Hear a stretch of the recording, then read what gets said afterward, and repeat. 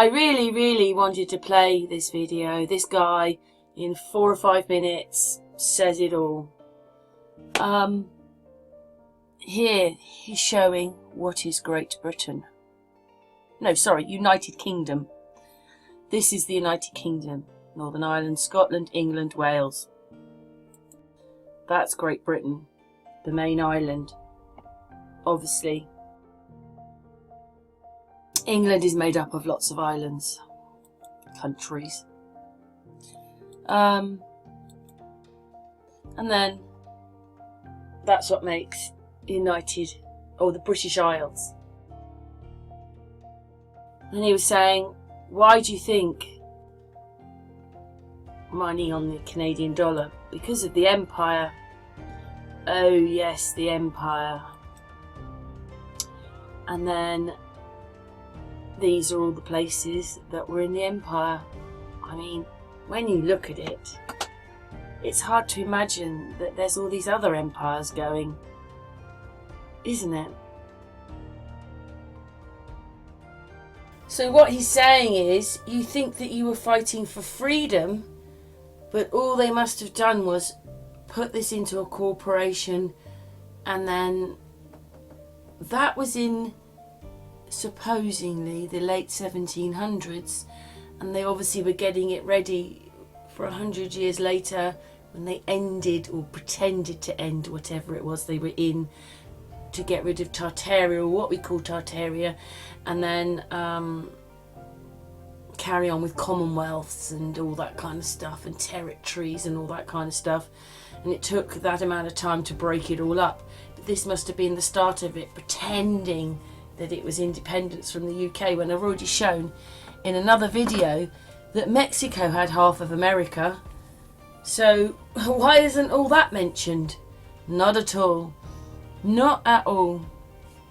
Don't you think that's a bit weird? The Mexican-Spanish invasion part, not mentioned at all, even though they had Florida, California, Nevada, and Texas, and maybe more states. Independence was not independence. It was the start of this great big project called corporation. And when we get to India, it says, does Queen Elizabeth own land in India? The short answer is Elizabeth II, although we have come to think of the British Empire as being a ghost of its former self, in reality, Queen Elizabeth owns only 22% less than Queen Victoria did during the height of the empire. That's about 2 million acres, better known as India. So even though they're pronouncing that they've separated and everything, they're still part of her. Of course, America and India broke away. He's saying bloodshed, but a lot of the countries decided not to by adopting or staying kind of with the British Empire, but they have their own local governments. He said it's all to do with the Crown. Yes, this has only been out for a few days. The United States is a corporation. Yes, you read that title correctly. We're not living in a country with a government of people, by the people, for the people.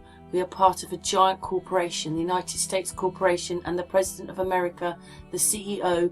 We are only the employees. This corporation, in its turn, is owned by another corporation, the British Crown. Hey, wait a minute. First of all, America is not owned by Great Britain. You may weigh. That's what the War of Independence was about, to free ourselves from the British tyranny. We are free from Britain, and we have our own constitution. Our founding fathers helped with that. Not sure if that bit is quite right. This is what you think is incorrect. Well, I will tell you why. We have never been free from Britain. The power only changed from overt power to covert power. They gave us an illusion of freedom, and they have succeeded well to keep their little secret. Thus, the founding fathers, who most of them were Freemasons, had no intention to give us any freedom. They worked hand in glove with the British Crown all the time. But the way to establish a new world in America was to fool people and tell them that they were fighting for freedom. This is the plain truth in a nutshell, but now it's time to back up and explain the above a little deeper. And there you go. And there it all is explained. And he links it in with Admiralty law and maritime. Yes. So you can stop and read that, and we're going to continue on with the video. So yeah, so basically up here we're sort of taking the mickey a bit. Hey, wait a minute, we're not owned by Britain, but you are. So that's another part of it. Wow, it's quite amazing, don't you think? The one-man corporation, which God is God. It's for God. God, the Crown, the Queen, the country. She's head of the monarchy. She's head of the Anglo Church. And then, of course, comes the Commonwealth. I'll just let him read those out because he's much better at it than me. They are, in decreasing order of population, Canada, Australia, Papua New Guinea, New Zealand, Jamaica, the Solomon Islands, Belize, the Bahamas, Barbados, St. Lucia, St. Vincent and the Grenadines, Grenada, Antigua and Barbuda, St. Kitts and Nevis, and Tuvalu. All are independent nations, but still recognize the monarchy as the head of state, even though it has little real power within their borders. Then there's 3 more islands there: Jersey, Guernsey, and the Isle of Man. There's also Gibraltar and Falkland Islands. Overseas territories, formerly known as the Crown Colonies. So he said that'll give you an idea about where it all stems from, the empire. I think he's going to explain the overseas territories. These places belong in the last group of Crown properties known as British Overseas Territories, but their former name, Crown Colonies, gives away their origin. They are the last vestiges of the British Empire. Unlike the Commonwealth Realm, they have not become independent nations and continue to rely on the United Kingdom for military and sometimes economic assistance. Like the Crown dependencies, everyone born within their borders is a British citizen. The Crown Colonies are, in decreasing order of population, Bermuda, the Cayman Islands, the Turks and Caicos Islands, Gibraltar, the British Virgin Islands, Akrotiri and Dikelia, Anguilla, St. Helena, the Ascension Islands, Tristan da Cunha, Montserrat, the British Indian Ocean Territory, the South Georgia and South Sandwich Islands, the Falkland Islands, the British Antarctic Territory, and the Pitcairn Islands. So, British Isles, Crown has the dependencies, which is the Isle of Man, Jersey and Guernsey. Then you've got the Commonwealth with all those countries in it. And you've also got the overseas territories. I mean, just look at it all. He wrote them all down. Anyway, I really liked his video, and thanks very much for making this. He made this quite a few years ago, 2011. But I like that explanation because really we are in corporation. Bit of a weird really, we got a queen as head, but the one-man corporation he's calling it.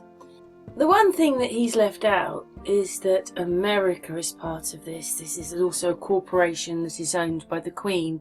And there you go, it says a one-person corporation is a corporation with a single stockholder who must be of natural person, trust or an estate, cannot be confused with a corporation sole. But it says single stockholder can be a natural person, estate. Yeah, the single stockholder must be of legal age.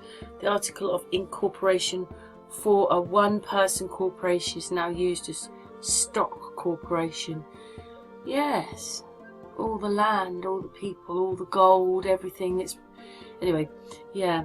Is there any more? Let's have a quick look.